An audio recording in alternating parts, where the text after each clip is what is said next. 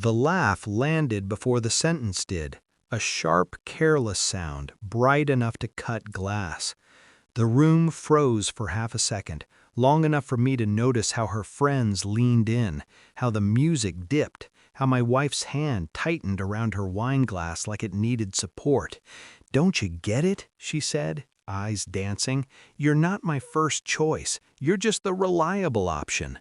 I felt the sentence pass through me. Not pain, not yet, something cleaner, like a switch flipping. Someone coughed. Someone laughed too loudly. The host's dog barked from the kitchen. Normal noises trying to drown a truth that had decided to stand up. I smiled. That surprised her. It surprised me, too. Inside, a quiet rearranging began. Memories slid into new positions. Late nights, canceled trips, the way her friend, Maya, always knew when we argued, the way she watched me watch my wife, measuring. My phone buzzed in my pocket. A message, unknown number. She doesn't know I kept everything. I didn't look down. I didn't need to. The room had already tilted. The laugh, the sentence, the timing. This wasn't an accident. This was a confession wearing makeup. Across the room, Maya met my eyes, just for a second, and looked away. I didn't confront anyone. That would have been sloppy. Instead, I cataloged. My wife's laugh hadn't been cruel. It had been relieved, like a weight she'd finally set down. Reliable, the word echoed. A role, a utility. On the drive home, she hummed, reached for my hand at a red light. Routine affection, muscle memory. I let her take it. Her palm was warm, her pulse fast. At home, she fell asleep first. I lay awake and let the house speak. The hum of the refrigerator, the tick of the hallway clock. I replayed moments I'd dismissed as quirks. Maya's phone lighting up at dinner. The way my wife started saying "we" when talking about decisions I wasn't part of. The sudden interest in my schedule, the casual questions. I checked the phone records. Not yet. Too obvious. Instead, I remembered a line from years ago whispered by Maya after a few drinks. Some people want stability. Some people want fire. It's rare to get both. At the party, my wife had chosen which one I was. In the morning, she kissed my cheek and said she was meeting Maya for brunch. I watched her leave, counted the steps down the driveway, the car door, the engine. I opened her laptop. No passwords changed. Reliability has privileges. I didn't read everything, just enough to confirm the shape of the lie. Deleted messages, calendar entries labeled Jim, photos stored under a work folder, and a shared document carefully named that mapped out contingencies, what she'd take, when she'd leave, how she'd frame it.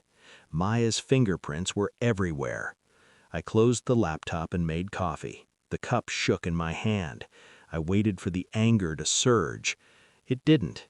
I became observant, not suspicious, observant. There's a difference. I noted patterns, times, who texted first, who canceled last. I installed nothing, tracked nothing illegal. I didn't need to. People reveal themselves when they think the story is already written. I watched Maya more closely, the way she hovered near my wife at gatherings, the way she deflected questions, the way she smiled at me, too soft, too apologetic. I requested phone records under the guise of a billing error. I scheduled a routine medical panel and added a paternity test without telling anyone, not because I suspected a child that wasn't mine, because certainty is power. At dinners, I asked questions I already knew the answers to. "How long have you two known each other?" "Forever," my wife said. Maya hesitated, half a breath too long. I kept my voice even, calm. I became a mirror. Whatever they brought, I reflected. At night, my wife talked about a future that excluded me in subtle ways. If things change, if we decide. Pronouns shifting like tectonic plates. The test results came back first. Clean, predictable. I filed them away. The phone records arrived next. A lattice of late-night calls, long, frequent, intimate. A map of a second marriage hidden inside the first.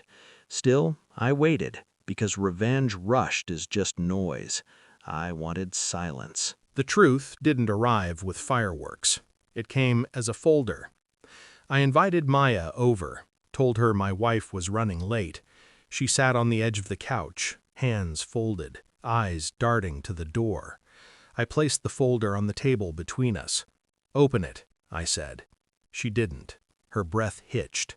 I slid the first page out. Call logs, highlighted, dates circled, durations underlined. She looked at it like it might bite. "I know," I said. Not loudly, precisely. She broke, not crying, collapsing.